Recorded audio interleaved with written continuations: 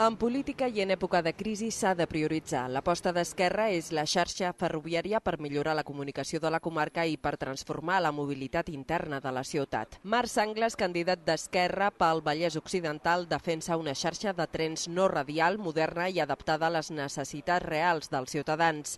Per aconseguir-ho és imprescindible que Catalunya gestioni completament Renfe, planifiqui necessitats i estableixi els preus. Les competències han d'anar acompanyades dels recursos necessaris per posar al dia les infraestructures. Amb un dèficit fiscal de 22.000 milions d'euros anuals, 3.000 euros per ciutadà i any, és difícil, reconeix. La interconnexió entre Renfe i els ferrocarrils també és bàsica. En els llocs on el tren sigui difícil d'implantar tècnicament, la solució és el tramvia.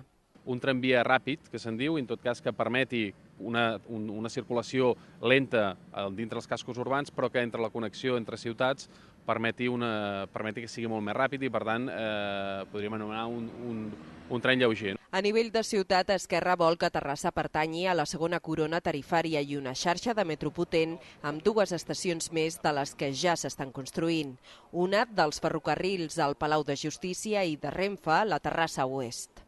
En el moment de discutir quines són les infraestructures necessàries, l'aposta d'Esquerra és clarament per la via fèrria, pel tren, deixant en segon terme altres infraestructures que pensem que no són tan primordials en aquests moments. Per aquest motiu, l'acte de campanya s'ha fet a les portes de la futura estació dels ferrocarrils a Vallparadís.